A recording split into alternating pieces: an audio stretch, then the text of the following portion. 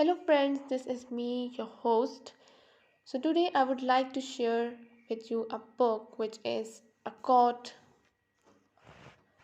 of Thorns and Roses by Sarah Maas. Is a captivating blend of fantasy, romance, and adventure that immerses readers in a richly imagined world filled with magic, danger, and intrigue. Set in the fairy realm of Brythian, the story follows Fairy Archeron, a young huntress forced into a perilous journey after killing a wolf in the woods, only to discover it was a fairy. So when Fairy, out hunting for food for her family in the woods near her cottage, kills a wolf, she has no idea of the chain of events this action will give rise to. For the wolf, it transpires, was no such thing, but in actual fact a fairy creature,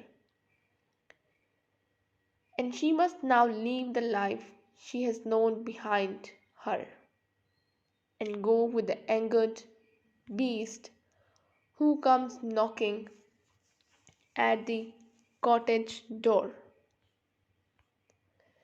demanding justice.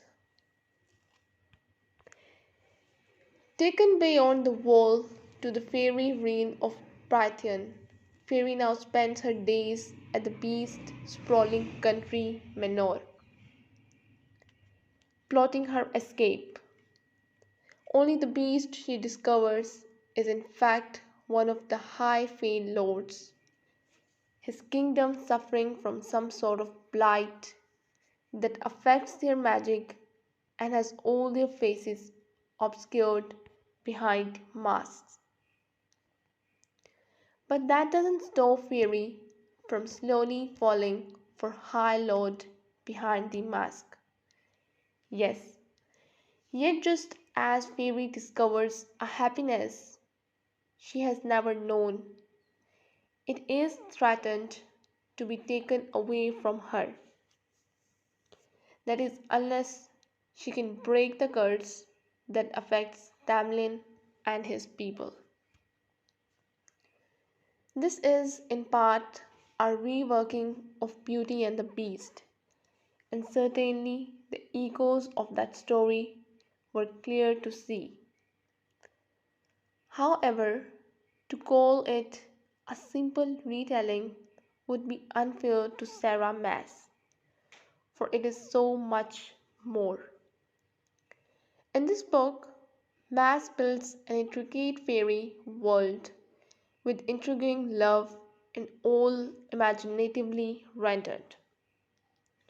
I loved all the different types of fairy creatures as well as learning about the different fairy courts and the power of the High Lords. The majority of this book is set in the Spring Court, a lush and enchanting setting. But I would be intrigued to learn more about some of other courts. The beginning of the book was a little dreary to say the least.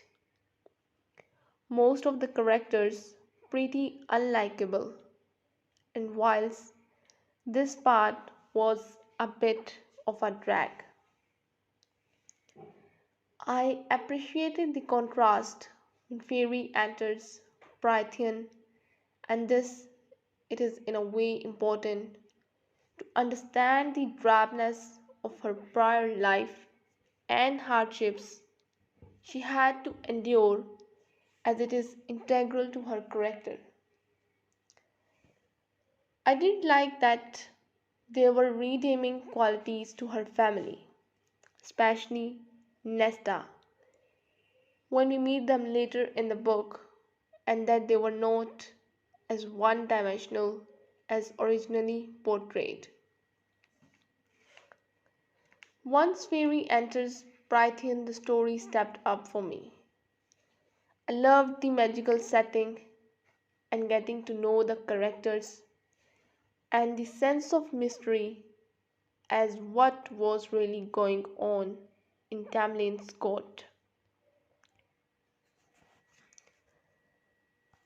The third, the final third of the book takes a leap in a very different direction. From a slow burning romantic fairy tale to action packed sequences with a genuine sense of threat and danger as Fairy journeys under the mountain to try to break the curse on Tamlin and his people.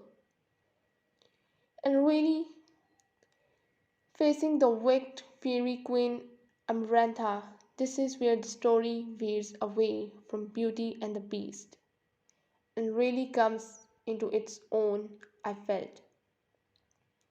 Fairy has to go through three trials in order to try to save Tamlin and undergoes immense suffering, both physical and psychological, truly testing her character.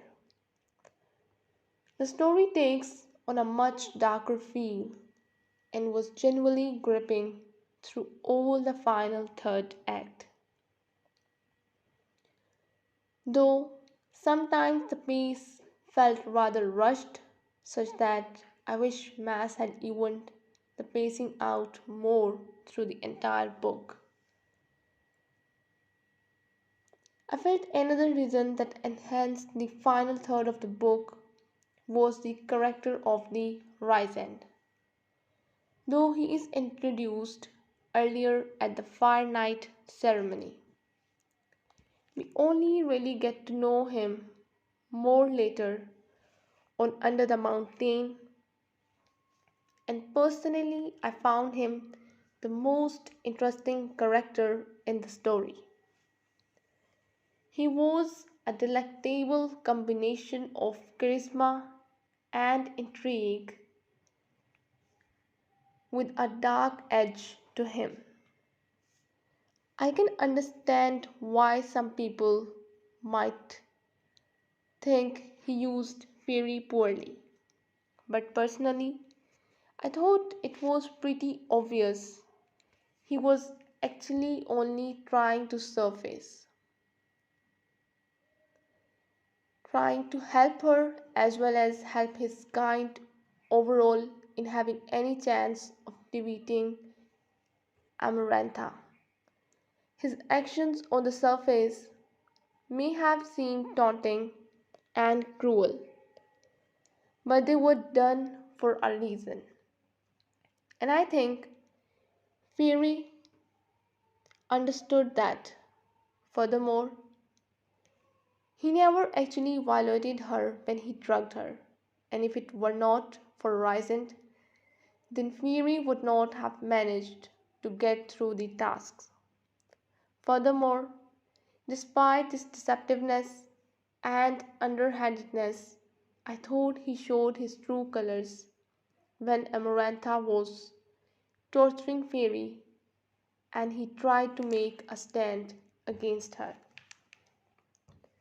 At its core, A Court of Thorns and Roses is a love story, but it's also so much more than that. It's a tale of survival, sacrifice, and the power of redemption.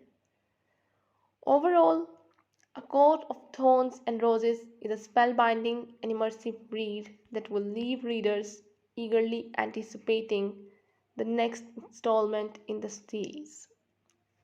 So I hope you guys like this video, you enjoyed this book. If you like it, don't forget to press the like button. So if you wanted to buy any one of these books that I had reviewed on this channel, and many more other books are also available on incredible prices.